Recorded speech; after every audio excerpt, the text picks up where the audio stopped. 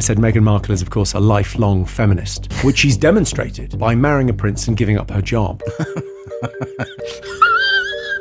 Michael, we like to apologise. Unfortunately, William's hair was unable to make it this evening. And I know some people are disappointed by the name Archie, but there's one person who's super excited, the Queen. Yeah, because you know for the last 9 months, she's been like, please don't be Jamal, please don't be Jamal, please don't be Jamal. I think Harry's a f***ing twat. Meghan said that she and Harry actually got married 3 days before the royal wedding. Great, now I feel like a fool for waking up at 5 a.m. to watch two married people get married.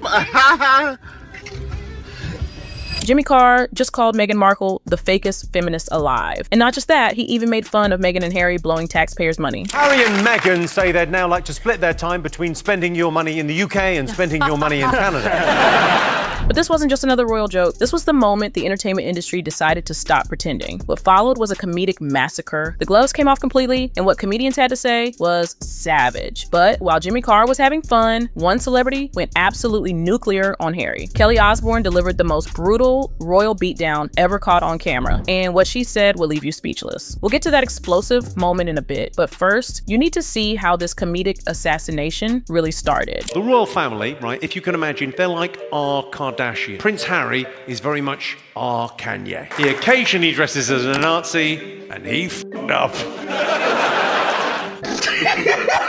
The royal family as the Kardashians comparison was brutal, but when Carr painted Harry as the Kanye of the situation, it hit different because suddenly everyone could see the pattern, the erratic behavior, the public outbursts, the constant drama. But Jimmy wasn't alone in this assault. Other comedians quickly realized they had permission to go after the progressive princess facade. SNL's Alex and Mikey were particularly ruthless. My brother's fiancée, Miss Meghan Markle, is on the American program Suits. Yes, Wednesdays, 8 p.m, USA Network. The only difference between that show and this is people watch this one.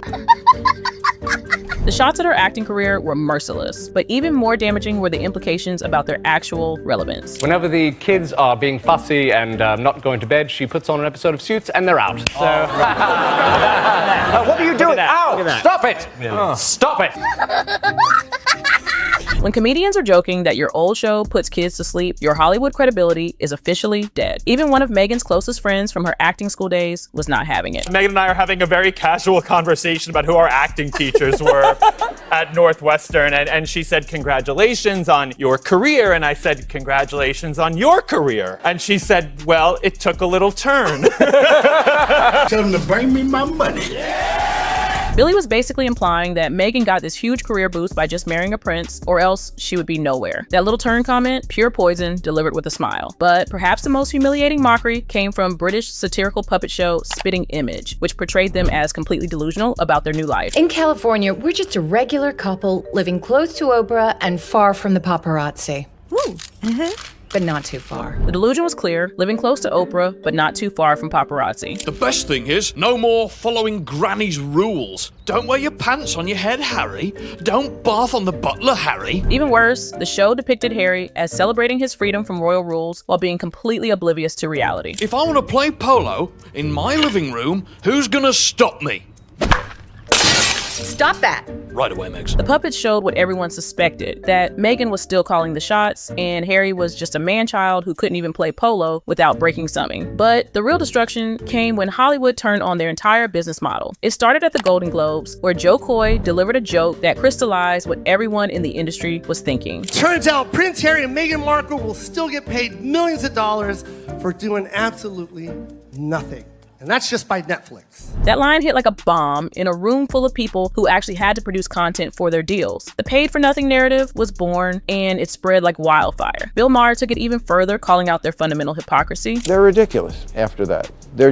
They want it both ways. You know, you can't be, these people were so mean to us, poor us, and we don't want all this attention, and then let me write a book about how much we don't want attention. Maher had nailed the core problem. You can't play victim while simultaneously cashing in on your victimhood. The contradiction was too obvious to ignore. Even comedy legend Ricky Gervais piled on, pointing out their sense of entitlement. Once at a gig, at the back was Harry and William, Madonna and Paul McCartney. Not one of them paid. When Gervais is calling you out for not paying, you know your reputation for being out of touch is cemented. But But perhaps the most brutal takedown came from South Park, which didn't just mock their hypocrisy, they made it the entire plot of an episode. We just want to be normal people. All this attention is so hard. Isn't it true, sir, that your questionable wife has her own TV show and hangs out with celebrities and does fashion magazines? The cartoon nailed their contradictory messaging perfectly. They want to be normal people while simultaneously maintaining celebrity status. What are you suggesting? Well, I just think some people might say that your Instagram-loving wife actually doesn't want her privacy. How dare you, sir? My Instagram-loving wife has always wanted her privacy! South Park showed what everyone suspected, that Meghan's supposed desire for privacy was complete bullshit, and Harry was too whipped to see it. The show went even further, depicting them flying around the world, demanding privacy through megaphones. To hell with Canada! We are leaving! We'll go find some quiet place where we can be normal people! Come on, wife! We want privacy! We want privacy! The image of them in a private jet screaming about privacy perfectly captured the public's view of their hypocrisy. Look at this town. There's just something about it. Oh, darling, I think this might be the place. It's so quiet and empty here. If we moved here, then people would think we're really serious about wanting to be normal. The final insult was showing them finding the perfect quiet place and being confused by actual privacy. It proved they never wanted peace. They wanted attention on their terms. But even these brutal takedowns were nothing compared to what Kelly Osbourne said. We'll get to what she said in just a bit. But then, something unprecedented happened. Chris Rock, one of the most respected Black voices in comedy, completely demolished Meghan's racism narrative. Gone on Oprah, I didn't know. I had no idea how racist they were. It's the royal family. You didn't Google these motherfuckers? When Chris Rock is telling you that you should have done your research on the royal family, you know your victim story just collapsed. He wasn't finished though. What the f is she talking about? She didn't know. The fuck? It's the royal family. They're the original racists. Rock calling them the original racists should have validated Meghan's claims, right? Wrong. He was setting up the most devastating punchline of all. They're so racist. They wanted to know how brown the baby's gonna be. I'm like, that's not racist. Cause even black people wanna know how brown the baby gonna be. Shit. That was the kill shot. Chris Rock just told the world that Meghan's biggest complaint wasn't even racist, it was just normal curiosity that every family has. When the most influential Black comedian in America is dismissing your racism claims, you've officially lost the narrative. Once Black comedians started questioning their story, white comedians felt completely liberated to pile on. Colin Jost was merciless. Elon built electric cars, he's going to Mars. Why is he even involving himself with Twitter? It would be like if the Prince of England gave it all up just to marry an actor from Suits. The comparison was absolutely brutal. Joss basically called their entire fairy tale romance a career-destroying mistake on par with Elon's Twitter obsession. And he wasn't done destroying Harry's life choices. NBC has announced plans for a spin-off to the hit series Suits. It will focus on Meghan Markle's character's struggle to balance her legal career while also caring for an unemployed immigrant. That unemployed immigrant line became legendary because it stripped away all the royal mystique and reduced Harry to exactly what he was, a man with no job living off his wife's Netflix money. The attacks reached a new level when British comedian Simon Brodkin decided to get personal. He didn't just mock their actions, he went straight for their characters. I watched the Harry and Meghan Netflix documentary. Now, I'll be honest with you, before I watched it, I was not a fan of theirs. But now I've actually heard their side of the story, I f***ing hate them. Brodkin's confession was brutal in its honesty. He gave them a chance, watched their documentary to hear their side, and came away hating them even more. That's the definition of a PR disaster. They started off and they're making interesting points about racism and misogyny. Then they start calling each other H&M, and I just thought, oh, do f*** off. The H&M nickname mockery was particularly damaging because it highlighted how corporate and fake they sounded. Even their pet names felt like a brand strategy. They were complaining that to pay for their own security. They were not happy about that. Yeah, they were very worried about their safety, which I get that aspect of things. After 6 episodes, I wanted to attack them. When Brodkin said he wanted to attack them after hearing them complain about paying for security, he articulated what millions were thinking, multimillionaires whining about basic expenses. The disconnect was staggering. But perhaps the most shocking moment came when Joe Rogan found himself randomly targeted by Prince Harry during a media appearance. One time, I just woke up, I'm in my underwear, I plop down in front of the TV, I turn it on. The moment I turn it on, Prince Harry's talking shit about me. I'm like,